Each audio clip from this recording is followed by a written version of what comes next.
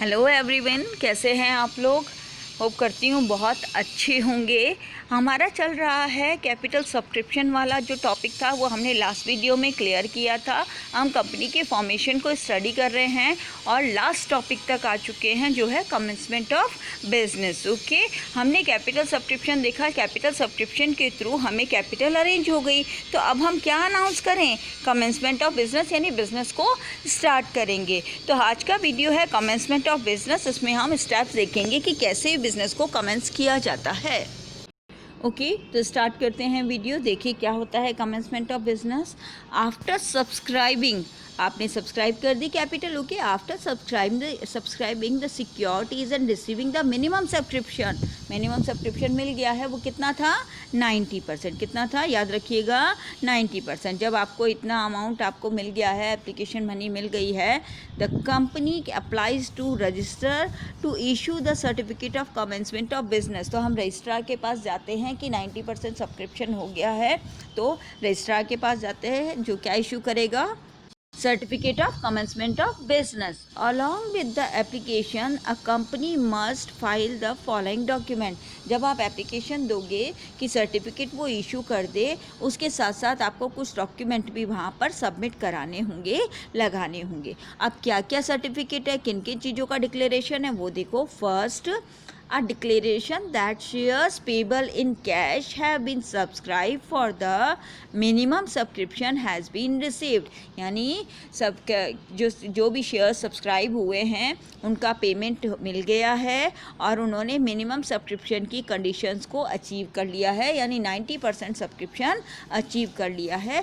इस बात का डिक्लेरेशन आपको वहाँ पर डिपॉजिट कराना होगा। ठीक है। सेकंड देखिए, a declaration that every director has paid in cash. क्योंकि डायरेक्टर्स को भी जो क्वालिफिकेशन शेयर है जो उनको डायरेक्टर बनने के लिए लेना कंपलसरी है, वो लेने होंगे कि डायरेक्टर्स ने कैश में पे कर दिया है application and allotment money on A shares. जो जितने शेयर्स उनको लेना कंपलसरी है उतने शेयर्स उन्होंने बाय कर लिए हैं और उस पर उन्होंने एप्लीकेशन मनी और अलॉटमेंट मनी को डिपॉजिट करा दिया है, उसका पेमेंट उन्होंने कैश में कर दिया है। इस बात का डिक्लेरेशन भी आपको करना होगा कि डायरेक्टर्स के पास में जितने भी शेयर्स हैं उसका पेमेंट कम्प्लीटली एप्लीकेशन और अलॉटमेंट मनी आ चुकी है। ठीक है, इस बात का डिक्लेरेशन। नेक्स्ट देखिए, a declaration that no money is pending to pay back to the applicants.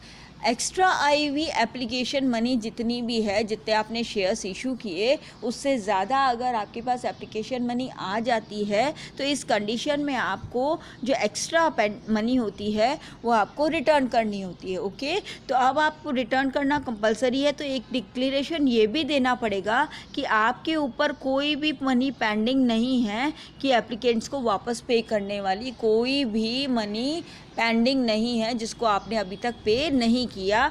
इस बात का डिक्लेरेशन भी आपको साथ में डिपॉजिट कराना होगा। ओके, फिर है अ डिक्लेरेशन दैट अबव रिक्वायरमेंट, जितनी भी ऊपर बातें थी, हैव बीन कंपाइल्ड विद, पूरी हो गई है। This declaration can be sign by the director और the secretary of the company. इस डिक्लेरेशन को कौन साइन करेगा कि ऊपर दी हुई सारी इन्फॉर्मेशन हम कंप्लीट कर चुके हैं, सारे डिक्लेरेशन हम दे चुके हैं, सारी फॉर्मेलिटीज़ पूरी हो गई है, और उस पर सिग्नेचर करेगा डायरेक्टर या फिर सेक्रेटरी ऑफ द कंपनी, उस पर सिग्नेचर करेंगे और इसको डिपॉजिट कराएंगे। ठीक है, एप्लीकेशन के साथ में एक एप्लीकेशन जाएगी और उसके साथ में ये सारे डिक्लेरेशन डिपॉजिट होंगे। उसके बाद रजिस्ट्रार आपको certificate of commencement of business issue करेगा। ठीक है, ये सारे डिक्लेरेशन चेक करने के बाद में the registrar will verify, registrar क्या करेगा? वेरीफाई करेगा, चेक करेगा। The registrar will verify all the documents and declarations submitted by a company.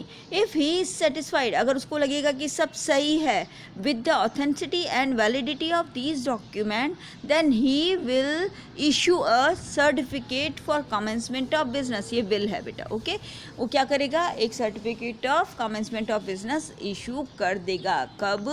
जब वो सारे डिक्लेरेशन और डॉक्यूमेंट से सेटिस्फाई हो जाता है, उसके बाद the company can start its business activities from the date of issue of the certificate. और जिस डेट को उसने ये कमेंसमेंट ऑफ बिजनेस वाला सर्टिफिकेट इशू किया है उस डेट से कंपनी अपना बिजनेस स्टार्ट कर सकती है। ये सब कौन कर रहा है?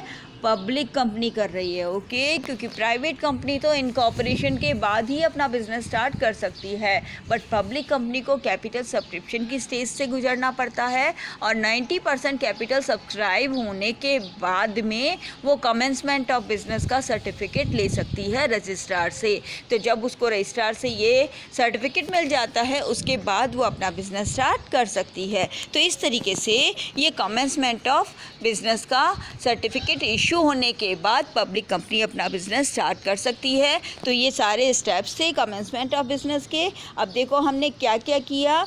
Formation of joint stock company, हमने जॉइंट स्टॉक कंपनी के फॉर्मेशन को स्टडी किया जिसमें हमने 4 स्टेप्स स्टडी किए, ओके।